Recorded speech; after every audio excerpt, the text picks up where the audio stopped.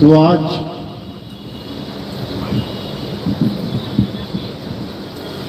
जोधपुर में गुरु पूर्णिमा के उपलक्ष्य में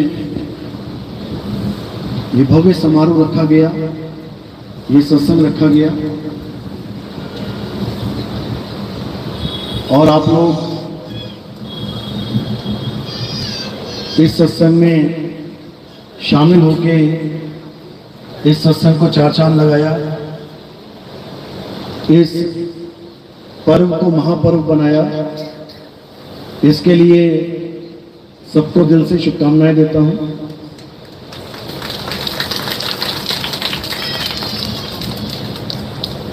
क्योंकि एक गुरुमुख के जीवन में सबसे बड़ा त्योहार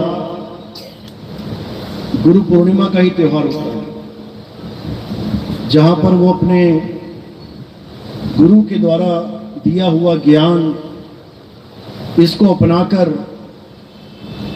उस बताए हुए मार्ग पे चलने के लिए प्रण करता है, हिम्मत करता है कि मैं अपने गुरु के बताए मार्ग पे चलूं और ये जन्म मरण का रोग जो मुझे लगा हुआ है इसको मैं खत्म कर दूं। इसलिए बाकी त्योहारों को नीचे रखा गया है।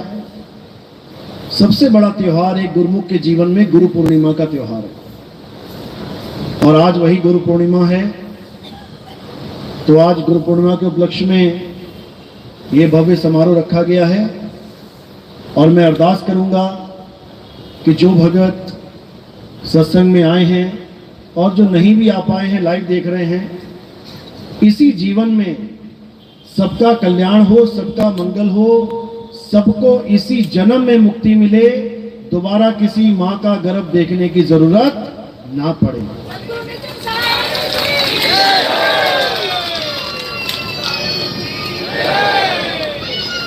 क्योंकि इंसान जन्म इसीलिए मिला है, इसलिए नहीं मिला है कि तुम पता नहीं किस किस की पूजा करते फिर रहे हो, कहां कहां डोल रहे हो, कहां कहां भटक रहे हो। कोई कहता है तुझे बीमारी है, वहां चला जा, वहां चला गया। कोई कह रहा तेरा काम धंधा नहीं चल रहा, वहां चला जा, वहां चला गया। कोई कह रहा है तुझे शादी करने के लिए लड़की नहीं मिल रही, उस बाबा के पास चला जा, हो जाएगा, वहां चला गया, मन्नतें मांग रहा है। किसी को नौकरी नहीं मिल रही, कह रहे वहां चला जा, वहां काम बन जाएगा। यही काम बनाते बनाते पूरा जीवन निकल जाएगा और जो असली काम बनाने आए थे वो अधूरा रह जाएगा। क्या काम बनाने आए थे?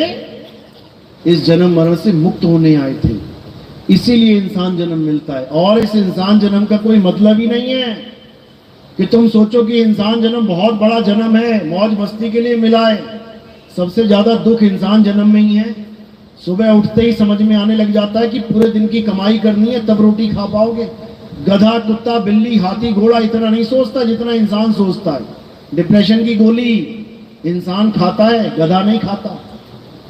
और इंसान सोच रहा है मैं गधे से ज्यादा अक्लमंद हूं। गधा टेंशन फ्री रहता है, आराम से हरी हरी घास खाता है और आदमी हरी हरी नोट के चक्कर में सारा जन्म बर्बाद कर देता है। तो आज अपने जीवन के लक्ष्य को अच्छे से समझना है, तब समझो कि इस त्योहार को आप मना पाए। अगर नाम दीक्षा लेकर भी, आत्मज्ञान में आकर भी अगर धक्के ही खाने हैं अभी भी, तो समझ लो कि ये त्योहार आपके लिए है ही नहीं। तो इसीलिए गुरु की महिमा सबसे बड़ी महिमा है। देवी देवताओं को नीचे रखा गया है, पितरों को, भूत प्रेतों को, यक्षों को, किन्नरों को नीचे रखा गया है। गण गंधर्व नीचे हैं, सबसे ऊपर कौन है? देवों के देव महादेव गुरुदेव। तो बोला गुरु बड़े गोविंद से और मन में देख विचार, हरि सुमिरे सो वार है और गुरु सुमिरे सो पार। तो आज हम उसी गुरु की महिमा गाएंगे जिस गुरु की महिमा सब संतों ने गाई, भगवानों ने गाई, राम जी ने गाई, कृष्ण जी ने गाई, सबने गाई। तो आज हम उसी गुरु की महिमा गाएंगे। तो आज का सत्संग शुरू करने से पहले परम पिता परमात्मा के चरणों में एक जयकारा लगाएंगे और फिर सत्संग शुरू करेंगे। बोलिए परमपिता परमात्मा की, सदगुरु बंदी छोड़ कबीर साहेब की, सभी संतों की, सभी भक्तों की, आज के आनंद की, इस गांव नगर बस्ती की, सदगुरु मदनपति साहेब की, दीवान जौहरपति साहेब की, सदगुरु राम सेवक साहेब की, सदगुरु बराकपति साहेब की, कलीनापुर धाम की, सभी संतों की, सकल हंस को बंदगी, साहेब बंदगी, सतनाम सतनाम।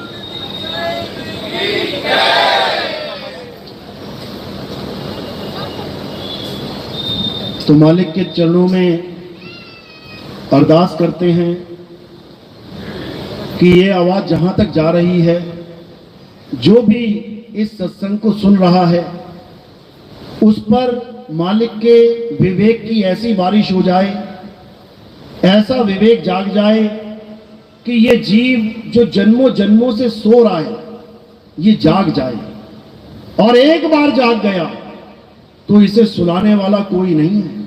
बस ये जाग नहीं पा रहा है, कमी इतनी है, अगर इसको ऐसा गुरु मिल गया जो इसको जगा दे, तो मेरे भाई आप नहीं सोच सकते कि आपका क्या हो जाएगा। जन्म मरण से छुटकारा हो जाएगा, आत्म कल्याण हो जाएगा। लेकिन जो इसको जगाता है, ये उसी का दुश्मन बन जाता है। सबसे बड़ी दिक्कत ये है, आप किसी को जगाने के लिए जाओगे कि भाई सत्य की बात सुन ले, ये सत्य है और ये असत्य है, तो जो असत्य को पकड़ के बैठा है तुम्हें लाठी लेके दौड़ाएगा। वो सुनना ही नहीं चाहता सत्य की बात। सबसे बड़ी दुविधा ये है। और वो क्यों नहीं सुनना चाहता? क्यों? कारण क्या है? क्यों उसको सत्य की बात नहीं अच्छी लग रही? कारण है उसका मन। वो मन जो उसको उलझा के बैठा है, वो मन जो उसको असत्य के साथ जोड़ के बैठा है, वो मन जो उसे दुनियावी लालच में फंसा के बैठा है कि तेरे काम नहीं बन रहे, इस दरबार में आजा तेरे काम बन जाएंगे। चाहे दरबार में जाने के बाद वो गधा कुत्ता घोड़ा बन जाए अगले जन्म में, उससे किसी को मतलब नहीं है। वो चाहे भूत प्रेत चंडाल बन जाए, राक्षस बन जाए, उससे कोई मतलब नहीं है। लेकिन आज का काम सुलटना चाहिए, आज का काम बन जाना चाहिए। बाद में भाड़ में जाए जीवन, 184 में जाना पड़े, किसी को मतलब नहीं है। आज का काम बना दो बस। यही सबसे बड़ा खेल है इस काल निरंजन का। ये मन इसी लालच में फंसा के बैठा है सबको। आजा तुझे बंगला दिला दूं, आजा तुझे गाड़ी दिला दूं, आजा तुझे मोटर गाड़ियां, तुझे क्या क्या दिला दूं, इसी में फंसा के रखा है। सब कुछ देगा ये, और उसके बाद क्या करेगा? अंत में छीन लेगा। कुछ नहीं ले जा सकते। एक पैसे का भी सिक्का तुम यहां से नहीं ले जा सकते। 1000 का नोट या 500 का नोट या 2000 का तो बहुत दूर की बात है। एक कौड़ी कानी नहीं ले जा सकते यहां से तुम, और उसके पीछे सारा जीवन लगा दोगे। दरबारों में भटकते फिरोगे, मेरे बिगड़े काम बन जाएं। उसके बाद क्या हो जाएगा? बन गए, फिर सब यहीं छोड़ के चले जाना है। इसलिए सबसे बड़ा काम जो बिगड़ ना जाए उसका ख्याल करो। क्या काम है जो तुम यहां करने आए हो? इंसान जन्म तुम्हें इसीलिए मिला है ताकि वो कार्य पूर्ण करो और निकलो यहां से। क्या है वो कार्य? जन्म मरण से मुक्ति का कार्य। कैसे मिलेगी मुक्ति? मुक्ति का केवल एक ही साधन है, और वो क्या है? सत्य नाम, सच्चा नाम, आत्म ज्ञान। केवल यही एक साधन है जिससे तुम्हारी मुक्ति हो सकती है। नहीं तो भूल जाओ कि मुक्ति नाम की कोई चीज होती है। तो ये आत्म ज्ञान ये कहां मिलेगा? ये हमें गुरु के पास मिलता है जाके। सबसे बड़ा ज्ञान, आत्म ज्ञान कहां मिलेगा? सतगुरु के पास मिलेगा। उसके अलावा कोई साधन है ही नहीं। ये तुम्हें किसी मंदिर, मस्जिद, गुरुद्वारे में नहीं मिलेगा। ये किसी की मूर्ति पूजा करके या नमाज पढ़ के या कहीं बाइबल पढ़ के या कोई और ग्रंथ पढ़ के नहीं मिलेगा। ये ज्ञान कहां मिलेगा? जीवित गुरु के पास मिलेगा, जीवित गुरु के पास। तो कबीर साहब कह रहे हैं शुरुआत में तुम अगर कहीं भी जाते हो, कहीं भी किसी भी गुरु के पास, इसमें कोई बुराई नहीं है, आप शुरुआत कहीं से भी कर सकते हो। आप पढ़ाई करना चाहते हो, आप किसी भी स्कूल से शुरुआत कर सकते हो। आंगनबाड़ी चाहे वो राजस्थान में है, चाहे वो गुजरात में है, चाहे हिमाचल में, पंजाब में है, शुरुआत तो करो। कहीं से भी कर सकते हो। धीरे धीरे धीरे धीरे आगे बढ़ते जाओगे और बढ़ते बढ़ते बढ़ते एक ऐसी जगह पहुंच जाओगे जिसको हम पूर्ण ज्ञान कहते हैं। वहां तक पहुंचने के लिए तुम्हें कई गुरु धारण करने पड़ेंगे। आंगनबाड़ी का गुरु अलग होगा, नर्सरी का, केजी का अलग होगा, पहली कक्षा का, दूसरी का, पांचवी का, 10वीं का अलग होगा, 12वीं का अलग होगा, कॉलेज का अलग होगा। सबसे टॉप तक जाते जाते तुम पता नहीं कितने गुरु बदल लोगे, तब जाकर तुम अपनी मंजिल पे पहुंचोगे। इसी प्रकार अध्यात्म में भी हम कई गुरुओं के पास होते हुए अपने परम लक्ष्य तक पहुंचते हैं। और हमारे जीवन में कोई भी गुरु आता है वो पूजनीय है, वो वंदनीय है, वो दुआ सलाम के काबिल है। भले आपने उसके ज्ञान को त्याग दिया, आगे बढ़ गए, जैसे आपने 5वीं 7वीं का ज्ञान भी त्यागा, आगे बढ़ गए। तो अगर आपको मार्केट में कहीं 5वीं 7वीं का टीचर मिल जाएगा तो वो वंदनीय है। जाके पैर छुओगे कि नहीं? गुरुजी का हालचाल पूछोगे कि नहीं? धन्यवाद करोगे कि नहीं कि गुरुजी आपने बहुत अच्छा पढ़ाया था तभी पास हो पाया मैं, नहीं तो अटक गया होता 5वीं में। इसीलिए कबीर साहब ने सब प्रकार के गुरुओं की महिमा गाई है। गुरु मेरे सभी बड़े, अपनी अपनी ठौर, ठौर भी बता दी है। ये मत समझ लेना कि सारे गुरु पार कर देंगे। अपनी अपनी ठौर। अब ये ठौर क्या है? जिस दिन तुम्हें ये ठौर समझ में आने लग गई, उस दिन तुम्हें पता लग जाएगा कि मेरा गुरु किस ठौर तक मुझे पहुंचा सकता है। कई लोग दिल्ली से आए हैं, कई गुजरात से आए हैं, कई एमपी से आए हैं, कई पंजाब से आए हैं, अलग अलग प्रदेशों से आए हैं, ट्रेन में आए हैं। तो आप देखोगे कि हर ट्रेन में आपको स्टेशन मिलेंगे, एक गया, दूसरा गया, तीसरा गया, चौथा गया, लेकिन आप किसी भी स्टेशन पे नहीं उतरे। आप बीच में किसी भी स्टेशन पे नहीं आए, जरूर थे स्टेशन, गाड़ी रुकी भी थी, लेकिन आप उतरे क्यों नहीं? क्योंकि आपको जिस गुरु ने एड्रेस दिया था वो कहां का था? वो यहां का था। तो आप बीच में नहीं उतरे, यानी आपके गुरु ने आपको इस ठौर का निशाना दिया था तो आप पहुंच गए। अगर कोई गुरु ऐसा मिलता जो रास्ते का निशाना दे देता, आप उसी वक्त वहीं उतर जाते, तो यहां पहुंचते क्या?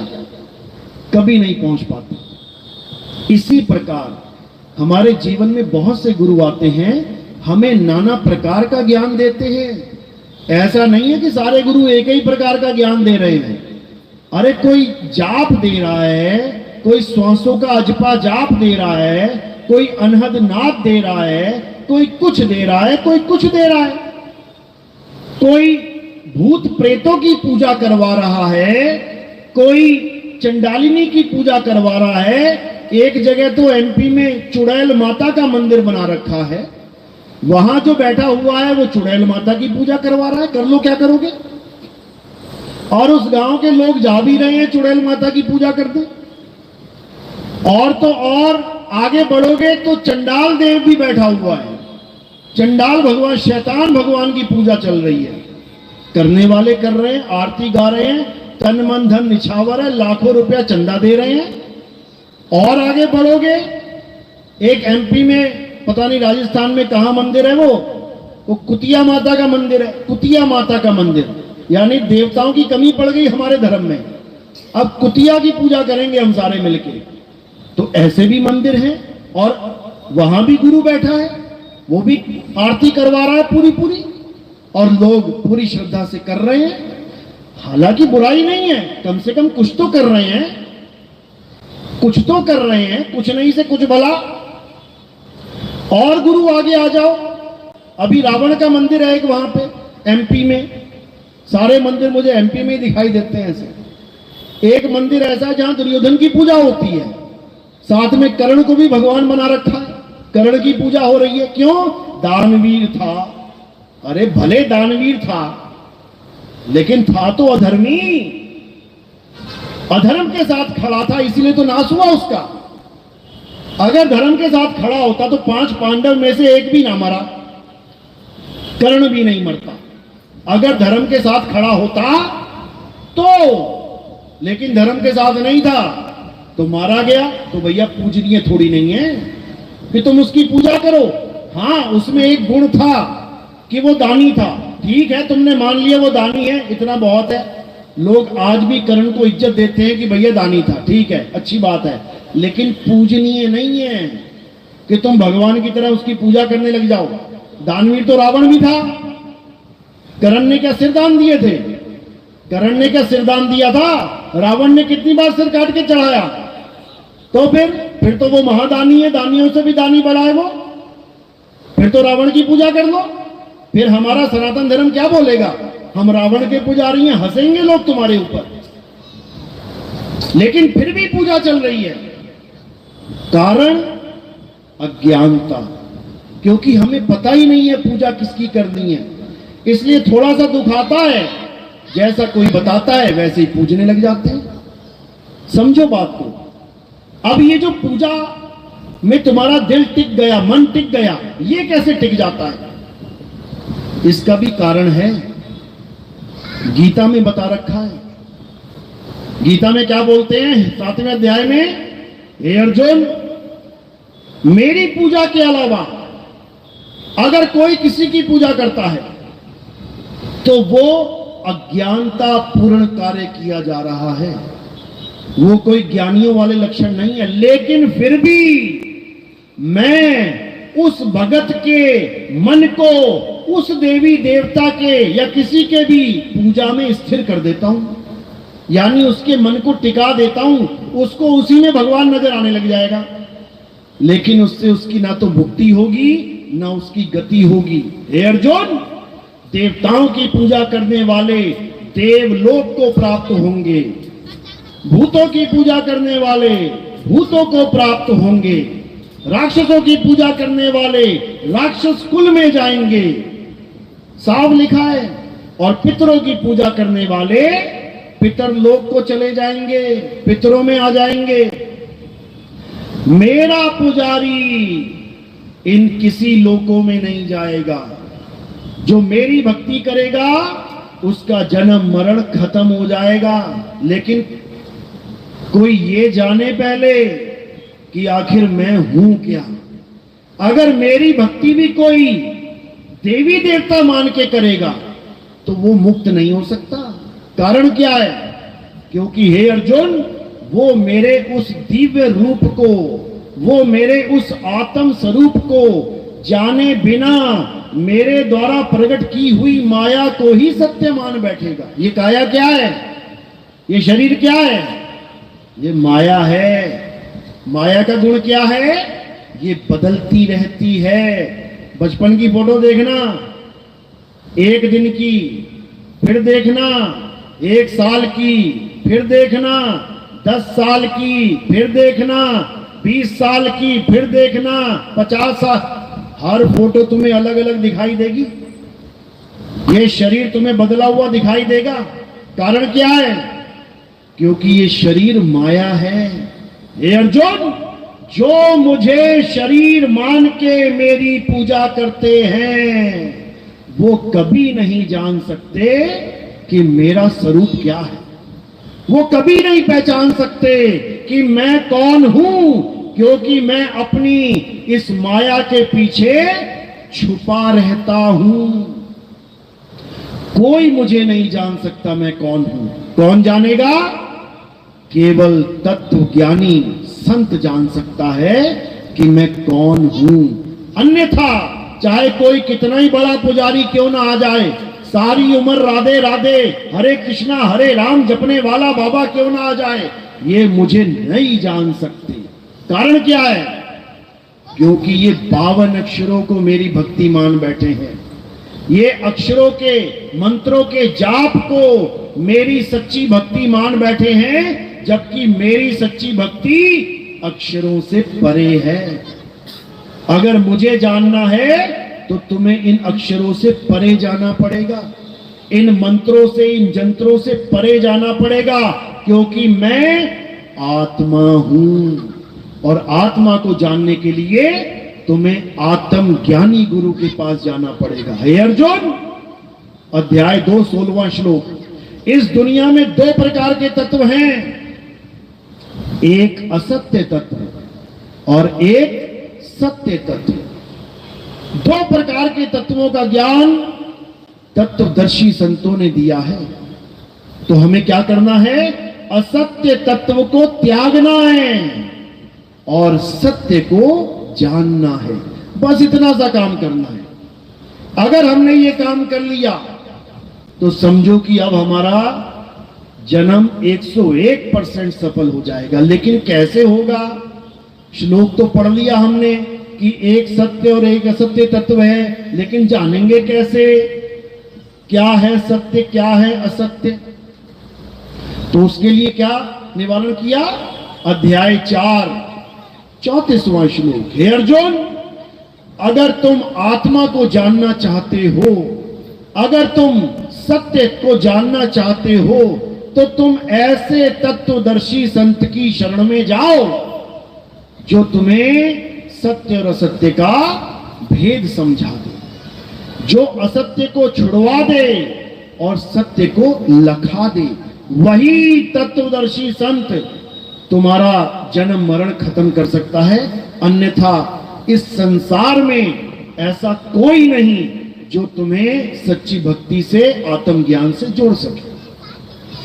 तुम्हें मंत्र जपवाने वाले लाखों गुरु मिल जाएंगे, तुम्हें 100 का अजपा जाप कराने वाले लाखों गुरु मिल जाएंगे, तुम्हें कानों में उंगलियां डाल के 5 तत्वों की 5 धुनों को, अनहद नाद को सुनाने वाले लाखों गुरु मिल जाएंगे। लेकिन तुम्हें तुम्हारी आत्मा का भेद बताने वाला, तुम्हें तुम्हारा स्वरूप लखाने वाला तत्वदर्शी संत ऐसे नहीं मिलेगा।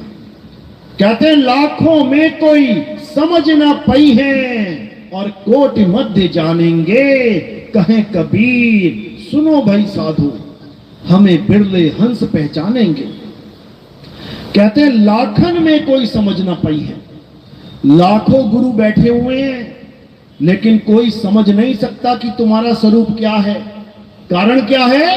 क्योंकि वो खुद अपना स्वरूप नहीं जान पा रहा। वो कहां फंस गया है? 52 अक्षरों में फंस गया है। हिंदू है तो राम राम राम राम राम राम, राधे राधे राधे राधे, ओम नमः शिवाय ओम नमः शिवाय। मुसलमान है अल्लाह अल्लाह अल्लाह, या खुदा या खुदा या खुदा। ईसाई है हालेलुया हालेलुया, गॉड गॉड कर रहा है। सिख भाई है तो वाहेगुरु वाहेगुरु वाहेगुरु वाहेगुरु जप रहा है। चारों को लग रहा है कि हम अलग अलग भक्ति कर रहे हैं, चारों को लग रहा है हम अलग अलग दवाई खा रहे हैं। लेकिन दुख के साथ कहना पड़ता है कि चारों की दवाई एक है। और कौन सी दवाई है? ये 52 अक्षरों की दवाई। कोई वर्णमाला में से रा और मां उठा के बैठ गया, कोई उसी वर्णमाला से वाह गुरु उठा के बैठ गया, कोई उसी वर्णमाला से अल्लाहू उठा के बैठ गया, कोई उसी वर्णमाला से गॉड हालेलुया उठा के बैठ गया। एक ही वर्णमाला है, 52 अक्षरों का खेल है। और लोग सोच रहे हैं कि नहीं, हमारी भक्ति तो हिंदुओं से अलग है, हमारी मुसलमानों से अलग है, हमारी सिखों से, हमारी ईसाइयों से अलग है। अरे सब एक ही लेके बैठे हो। क्या लेके बैठे हो? 52 अक्षर, आ आ ई ई उ ऊ का खा गा चा छा टा ठा, ये सब लेके बैठे हो। इसीलिए कबीर साहब को कहना पड़ा गुरु ग्रंथ साहिब में, 52 अक्षर जोरे आन, सक्या न अक्षर एक पहचान, सत का शब्द कबीरा कहे, पंडित होए सो अनपढ़ रहे, पंडित जन को एओ व्यवहार, ज्ञानवंत को तत्व विचार, जाके जीव जैसी बुद्धि होई, और कहे कबीर जानेगा सोई। कहते सारा संसार इन 52 अक्षरों में उलझ गया है। सारा संसार, केवल एक धर्म नहीं, या 2 धर्म या 3 धर्म नहीं, कई 4-5 धर्म नहीं, सारा संसार। तो कह रहे 52 के जंजाल में, अरे फंस गया ये संसार, और सिमरन 52 का करे, कैसे लागे पार। कह रहे भगवान का नाम, इन 52 अक्षरों का नाम पकड़ के बैठ गया। याद करना था परमात्मा को, और दिन रात याद किसे कर रहा है? 52 को। इसीलिए कबीर साहब समझा रहे हैं, 52 अक्षर लोक त्रय, सब कुछ इन्हीं माही, ये आखर खिर जाएंगे, वो आखर इनमें नहीं। कह रहे हैं ये 52 अक्षरों का जो तुमने बोझा लाद लिया अपने सिर के ऊपर, ये बोझा तुम्हारे पतन का कारण बन जाएगा। ये बोझा जितना जल्दी हो सके उतार दो, और अपनी आत्मा का ज्ञान समझ लो।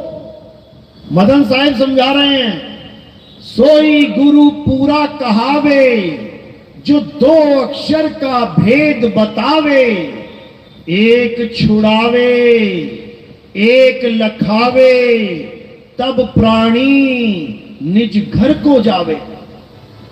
कह रहे गुरु तो बहुत है संसार में, लेकिन तुम्हें ऐसा गुरु चाहिए जो इन 52 अक्षरों की डोरी तोड़ दे, बांध ना दे 52 में।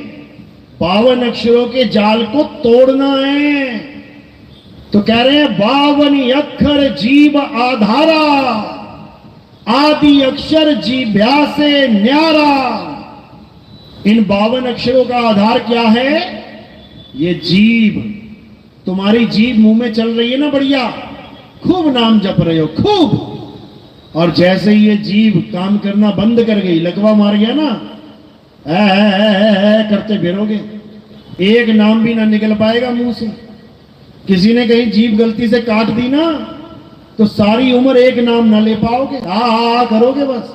तब कहां चले जाएंगे ये भगवान के नाम? तब कहां चली जाएगी तुम्हारी मुक्ति? समझ लो बात को। तो कह रहे हैं जो नर पड़े 52 के फेरा, सो नर जानो काल का चेहरा। जब 52 का टूटे डोरा, सहजे छूटे काल झकोरा। फिर नहीं आए फिर नहीं जाए, सार शब्द में रहे समाये। कहते हैं जो तुम्हें 52 के साथ जोड़ रहा है और तुम्हें ये पूरा भरोसा दिलवा रहा है कि तुम्हारी मुक्ति हो जाएगी नाम जाप से, वही काल का चेला है। अब ये काल कौन है? कौन है ये काल? अभी समझ में नहीं आ रहा। जिस दिन समझ में आ गया ना, जमीन निकल जाएगी पैरों से। तो क्या समझा रहे हैं? जो नर पड़े 52 के फेरा, चाहे कोई हिंदू है, चाहे मुसलमान, चाहे सिख, चाहे ईसाई, अगर वो कोई भी नाम जप रहा है और उसको लगता है कि नाम जपने से मेरी मुक्ति हो जाएगी, उसको ऐसा गुरु मिल गया जिसने पूरा भरोसा दिलवा दिया, बेटा नाम जाप से तेरी मुक्ति हो जाएगी, तो समझ लेना वही गुरु कौन है? काल का चेला है वो काल का नाम जपवाने आया है।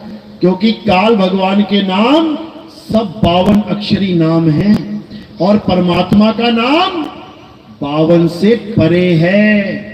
गरीबदास जी महाराज क्या कह रहे हैं? अरे 52 अक्षर लेख राम रंग होरी हो, वो अक्षर यामे नाही, राम रंग होरी हो। कागज कलम कलेस राम रंग होरी हो, और वो रहा शेष का शेष राम रंग होरी हो। कहते हैं ये 52 अक्षर कलेश हैं जो तुमने कागज और कलम से हजारों लाखों करोड़ों नाम बना लिए भगवान के। ये तुमने अपने जीवन को कलेश बना लिया। आज जो एक देश दूसरे देश से लड़ रहा है, पता है क्यों लड़ रहा है? क्या कारण है? यही 52 अक्षर कारण है। एक ने उसका नाम रख दिया यहोवा, एक ने उसका नाम रख दिया या खुदा।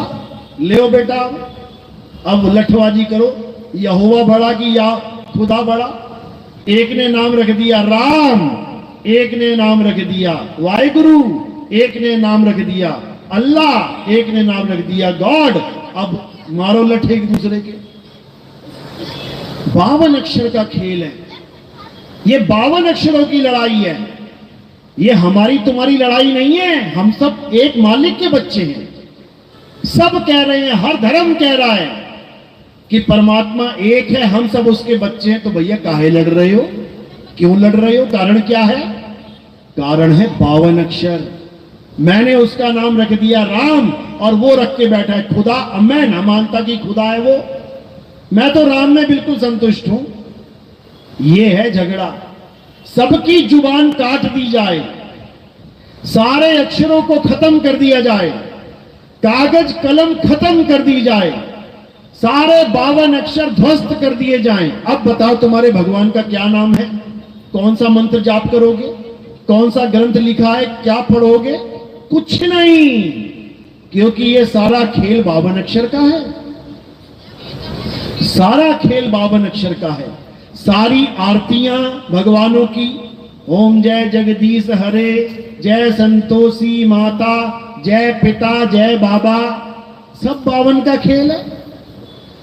सारे ग्रंथ, वेद पुराण गीता भागवत उपनिषद, सब 52 का खेल है। बाइबल कुरान पुराण सारा 52 का खेल है। सारी नमाजें, सारी प्रेयर, सारी अरदासें, सब 52 का खेल है। ये सारा 52 का ही तो खेल है मेरे भाई। और इसी 52 में उलझ पुलझ के सारा संसार ऐसी कगार पे आ गया है कि कभी भी परमाणु बटन दब सकता है, केवल इस 52 के चक्कर में। समझ लो, अगर ये 52 का खेल ना हो तो सब भाई भाई एक दूसरे की मदद करें, एक दूसरे से प्यार करें, एक दूसरे के सुख दुख को समझें। लेकिन नहीं, 52 इनको इंसान से प्यारा है। बोल जय श्री राम वरना गला काट दूंगा, बोल अल्लाहू अकबर वरना जान से मार दूंगा। इनको 52 प्यारा है। इनको अपने भगवान की बनाई संतान प्यारी नहीं है। इनको अपना भाई प्यारा नहीं है। मुसलमान नहीं सोच रहा है कि यहूदी हमारे भाई हैं। अल्लाह ने ही यहूदियों को भी बनाया है। यहूदी नहीं सोच रहा है कि मुसलमान उनके यहोवा के ही बच्चे हैं। मुसलमानों को किसी और ने नहीं बनाया। हिंदू नहीं समझ रहा है कि ईसाई सिख मुसलमान उसी परमेश्वर के बच्चे हैं जिसने उसको बनाया है, उसी ने सबको बनाया है। नहीं मानने को तैयार है, क्योंकि 52 प्यारा है। 52 छूटने का नाम नहीं ले रहा। इसीलिए सब संतों ने सबसे पहले 52 पे प्रहार किया है। 52 पे समझ जाओ। तो क्या कह रहे हैं? 52 अक्षर लोक त्रय, सब कुछ इन्हीं माही, और ये अक्षर खिर जाएंगे, वो अक्षर इनमें नहीं। यानी अब हमें वो अक्षर जानना है जो 52 से परे है। और वो क्या है? वो आत्म अक्षर है, वो आदि अक्षर है, वो आत्म राम है, वो आत्म स्वरूप है जो 52 से परे है। जब ये काका गागा नहीं थी, जब ये ABCD नहीं थी, जब ये ऊड़ा एड़ा ईड़ी नहीं थी, जब ये अलिफ बे ते पे नहीं था, तब क्या था? जब ये संसार नहीं था, जब ये इंसान नहीं था, तब क्या था? आत्मा थी। ये आत्मा सदा सदा से थी, सदा सदा है, सदा सदा रहेगी। इस आत्मा का ना तो कभी जन्म होता है, ना ही इस आत्मा की कभी मृत्यु होती है। हे अर्जुन, ये आत्मा अजन्मा है, नित्य है, शाश्वत है, पुरातन है। ये आत्मा ही सत्य सनातन है। तो नितिन दास इसी सनातन धर्म की पूजा करता है और इसी सत्य सनातन धर्म का प्रचार करता है। सत्य सनातन धर्म का मतलब ये बिल्कुल नहीं है कि तुम किसी देवी देवता की पूजा करो, या तुम किसी पत्थर को भगवान मानो, या तुम किसी नदियों में स्नान करने को सत्य सनातन धर्म समझो। बिल्कुल नहीं, बिल्कुल नहीं। सत्य सनातन धर्म की डेफिनेशन क्या है? वो जो सदा से था, सदा है, सदा रहेगा, उसे सत्य सनातन अर्थात आत्म देव कहते हैं। देवों के देव, महादेव आत्म देव कहते हैं। उसी आत्म देव की महिमा सब संतों ने गाई है। उसी आत्म देव की महिमा गीता में श्री कृष्ण जी उसी आत्म देव की महिमा गा रहे हैं। लेकिन ना तो गीता पढ़ने वाले समझ रहे हैं, ना कृष्ण जी की पूजा करने वाले समझ रहे हैं। अगर गीता को अच्छे से समझ लिया जाए, अगर गीता को अच्छे से अध्ययन करके हमारे सत्संग सुनने के बाद समझा जाए, तो तुम्हें एक एक बात समझ में आने लग जाएगी कि गीता क्या करने को और क्या त्यागने को कह रही है। गीता में सारे देवी देवताओं की पूजा निषेध है। मना किया गया है कि किसी देवी देवता की पूजा मत करना, वरना कहां चले जाओगे? देवलोक को चले जाओगे। और देवलोक कोई बहुत बढ़िया स्थान नहीं है जो तुम्हें लगे कि हम तो स्वर्ग में पहुंच गए। स्वर्ग कुछ भी नहीं है उस परम पद के आगे जिसकी महिमा कृष्ण जी समझा रहे हैं गीता में। स्वर्ग तो एक छोटा सा लालच है मात्र, कि कुछ नहीं कर रहा है, चल देवताओं की पूजा कर ले, कम से कम स्वर्ग चला जाएगा।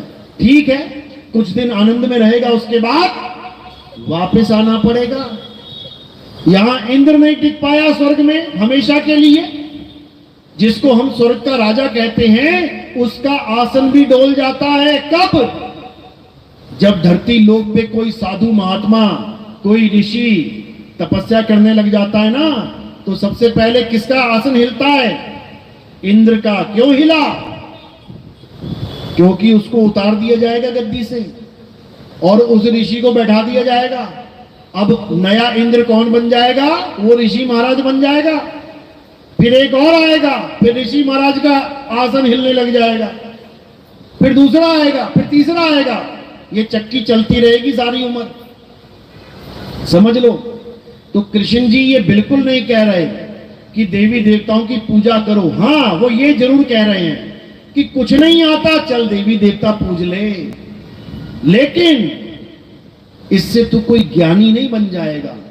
इससे कोई तुझे गर्व की बात नहीं है कि तू महान बन जाएगा।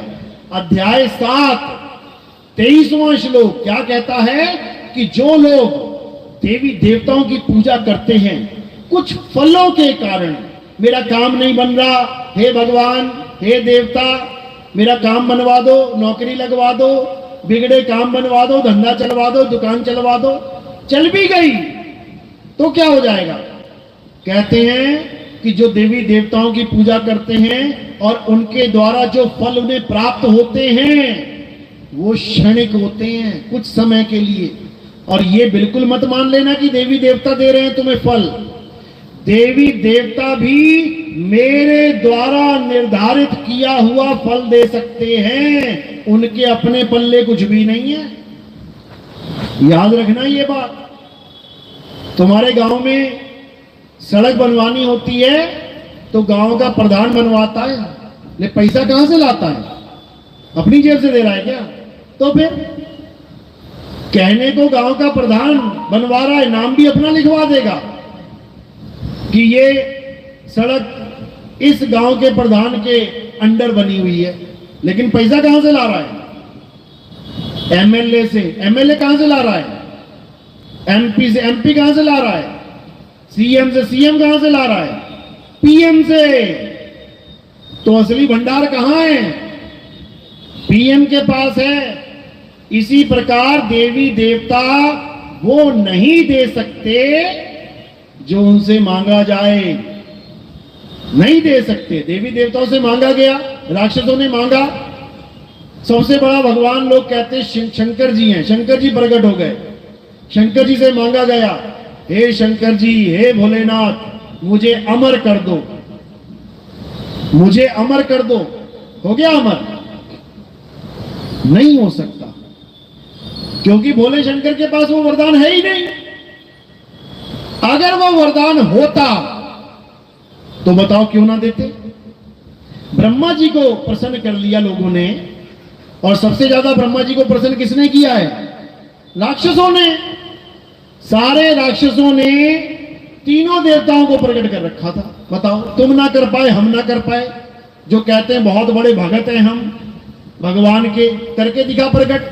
बता तुझे कौन सा अस्त्र दिया, शस्त्र दिया, कौन सा वरदान दे दिया?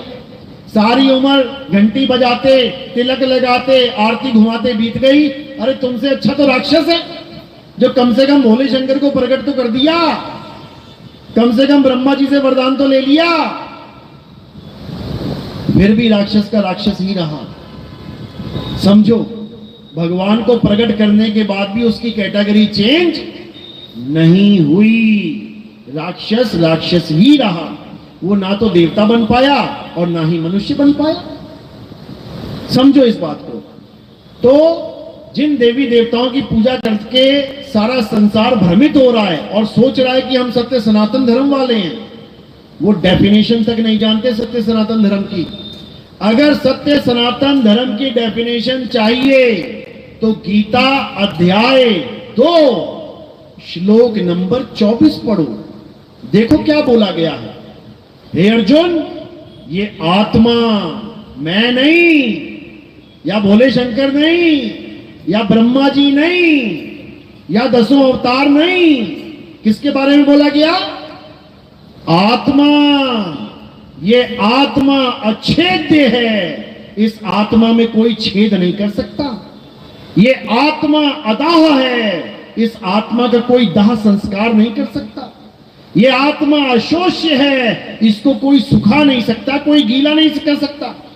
ये आत्मा अचल है, ये आत्मा सदा स्थिर रहने वाली है, ये आत्मा पुरातन है, ये आत्मा ही सत्य सनातन है। ये है डेफिनेशन। अब जो कोई कहता है कि मैं सत्य सनातनी हूं, तो बेटा बता फिर आत्मा के बारे में क्या जानता है तू? आत्मा के बारे में कैसे पूजा की जाती है आत्मा की? आत्म देव को कैसे पूजा जाता है? अगर ये वो बता दे तब समझना कि वो सनातनी है। और वो कहे कि आरती की थाली ले आओ, दिया जलाओ, पत्थर के आगे, मूर्ति के आगे पूजा कर लो, ये आत्मा की पूजा है? तो ये आत्मा की पूजा नहीं है, ये पत्थर की पूजा है, जिसको तोड़ा जा सकता है, जिसे फोड़ा जा सकता है, जिसे काटा जा सकता है, जिसे भिगोया जा सकता है, जिसे सुखाया जा सकता है। वो पत्थर आत्मदेव नहीं है, समझ लो। और अगर कोई ये कहे कि उस पत्थर में यानी कण कण में भगवान है, तो ये प्राण प्रतिष्ठा की बात क्यों करते हो? फिर तो सारे पत्थरों में भगवान ही है। जब कण कण में भगवान है तो जो मूर्ति पहले से बनी पड़ी है सड़क के किनारे, उसमें भी भगवान है। फिर तुम प्राण प्रतिष्ठा की बात क्यों करते हो? हम इसमें प्राण डाल देंगे, यानी पहले भगवान नहीं था। जो पहले उसमें भगवान था उसमें प्राण नहीं था, बिना प्राण के भगवान बैठा था कण कण में। ये क्या बातें करते हो? ये सत्य सनातन धर्म नहीं है। सत्य सनातन धर्म है आत्म देव की पूजा करना। गुरु ग्रंथ साहिब में साफ लिखा गया है, आत्म देव पूजिए गुरु के सहज सुभाए, आत्मेनो आत्मे दी प्रतीत ते कर ही परचा पाए। कहीं आने जाने की जरूरत नहीं पड़ेगी मेरे भाई, घर में ही परचा हो जाएगा। परचा यानी परिचय, आत्म देव से घर बैठे बैठे परिचय हो जाएगा।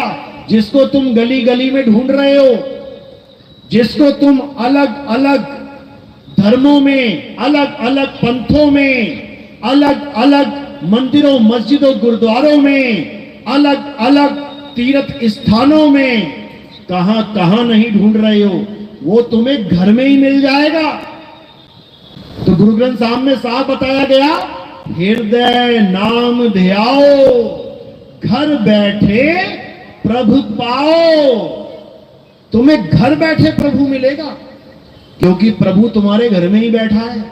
लेकिन तुम्हें अपने घर का पता ही नहीं है कि मेरा घर है कहां। तुम फंस गए काल के जाल में। तुम मान बैठे इस तीन लोक को अपना घर, तुम मान बैठे इस काया को अपना घर,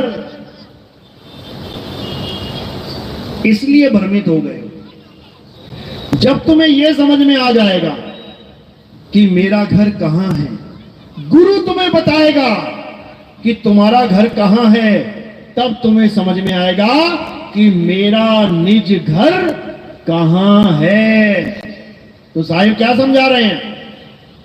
अरे आए हो तुम कहां से और जाना तुम्हें कहां है, इतना बस विचार लो, हो गया भजन मन की तरंग मार लो, हो गया भजन आदत बुरी सुधार लो, हो गया भजन। क्या तुम राम राम जप रहे हो, क्या अल्लाह अल्लाह, क्या वाहिगुरु वाहिगुरु जप रहे हो? इन 52 अक्षरों के भरोसे मत बैठना। इन 52 अक्षरों के भरोसे जो बैठ गया वो इस संसार से खाली हाथ जाएगा, और जो आत्म देव का ज्ञान लेके चला गया वो आत्म देव में समा जाएगा। तो क्या कह रहे हैं? अरे ना कहीं आना और ना कहीं जाना, आपे में आप समाना। तुम ऐसे शब्द में समाओगे कि दोबारा वापस नहीं आओगे। तो कह रहे हैं सूरत फंसी संसार में, तासे पड़ गई दूर और सूरत बांध स्थिर करो, आठों पहर हुजूर। कहां स्थिर करोगे? आत्म देव में स्थिर करना है। किसी काया में स्थिर मत कर लेना, किसी मंदिर में स्थिर मत कर लेना। पुरानी फिल्में देखी है ना, कैसी फिल्में होती थी? पुराना मंदिर, बताओ भूत भी कहां रहता है? मंदिर में ही भूत रहता है, बताओ। अरे मंदिर में भगवान रहता है, ये भूत रहता है?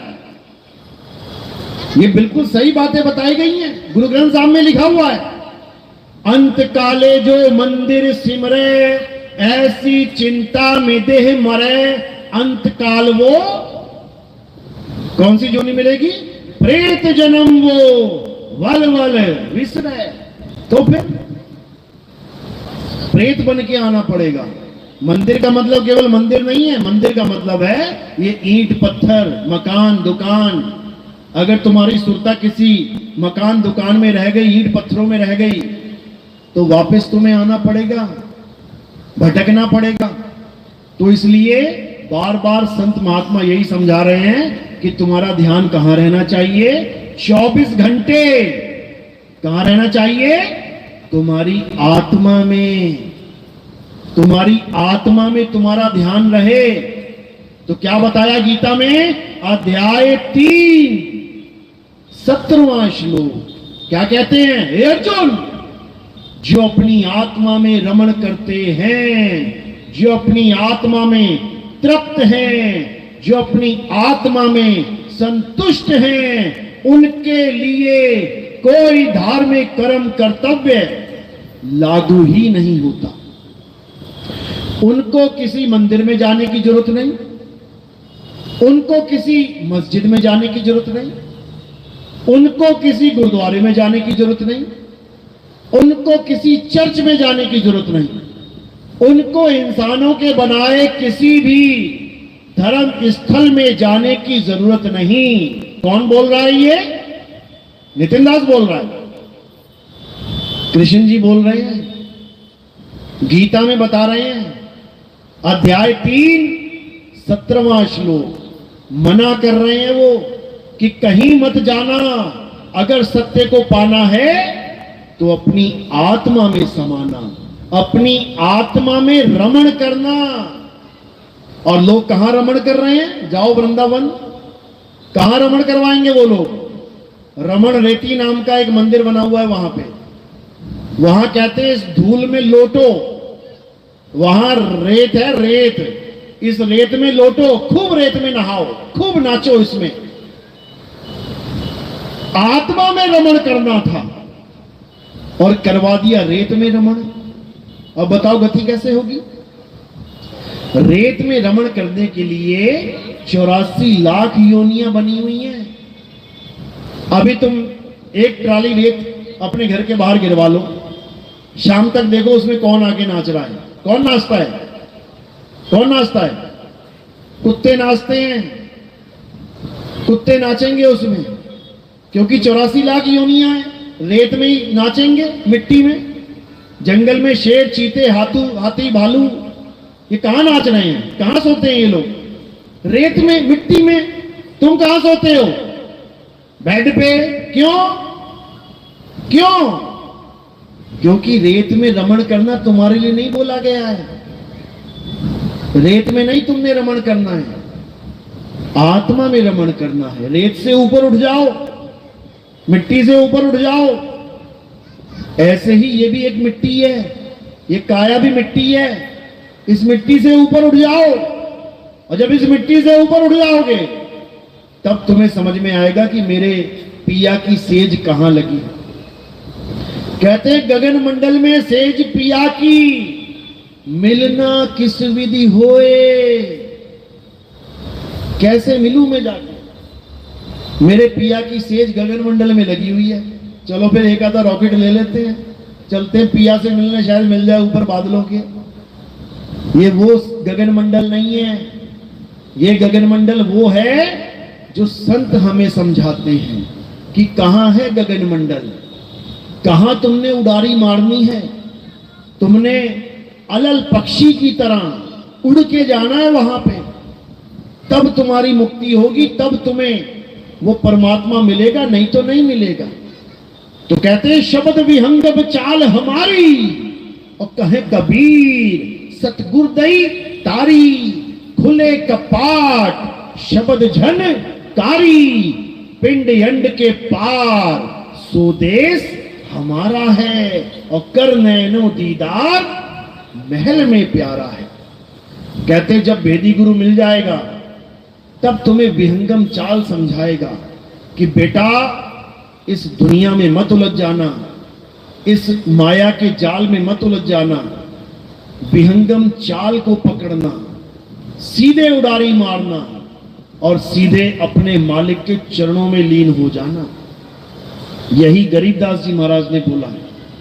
अरे सतगुरु के लक्षण कहूं अचल विहंगम चाल, और हम अमरापुर ले गए ज्ञान शब्द सर ढाल।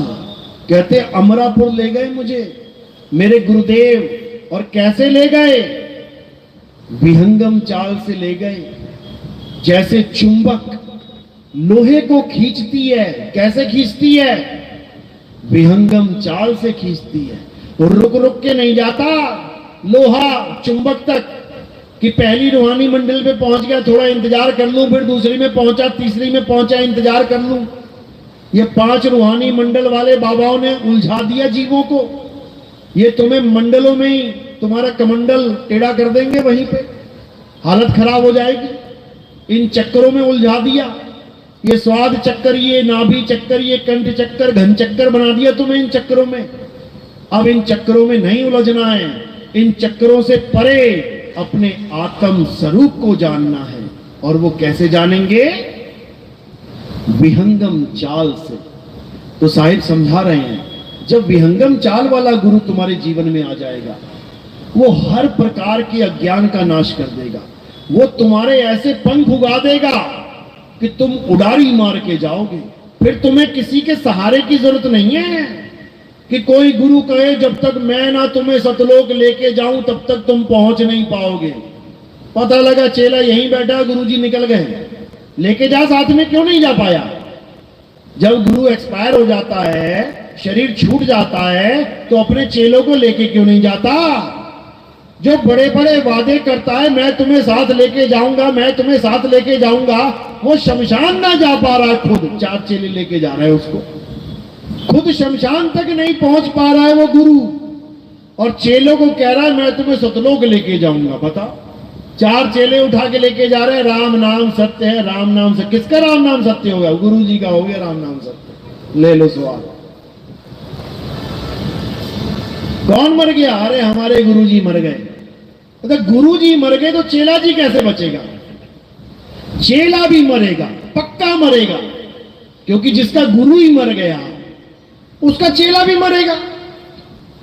लेकिन हमारे पंथ में ना तो गुरु मरता है और ना ही चेला, क्योंकि हमारे यहां दोनों अमर हैं। इसीलिए साहिब ने बोला है, हम ना मरेब मरेब संसारा, हमको मिला जियावन हारा। कहते हम वो नहीं है जो मर जाएंगे, सारा संसार मर जाएगा, हम ना मरते। और जो हमारा शिष्य हो गया उसको भी ना मरने देते, उसको भी अमर कर देंगे। मर नहीं सकता वो। और कई लोग सोचेंगे अच्छा मर नहीं सकता, अभी गोली मार देते। अरे गोली छोड़, परमाणु बम फेंक दे, चेला मर नहीं सकता। क्यों? वो अविनाशी है। ईश्वर अंश जीव अविनाशी। उस अविनाशी जीव को कौन मारेगा भाई? कोई माई का लाल नहीं मार सकता। बस वो जीव अज्ञानतावश अपने आप को काया मान के बैठ गया है, इसलिए बार बार जन्म और मरण में फंसा पड़ा है। इससे ज्यादा और कुछ नहीं है, भूल जाओ। तो कबीर साहब यही समझा रहे हैं कि जब शब्द गुरु अपने शिष्य को ज्ञान देगा तो उसे वो अपना स्वरूप देगा।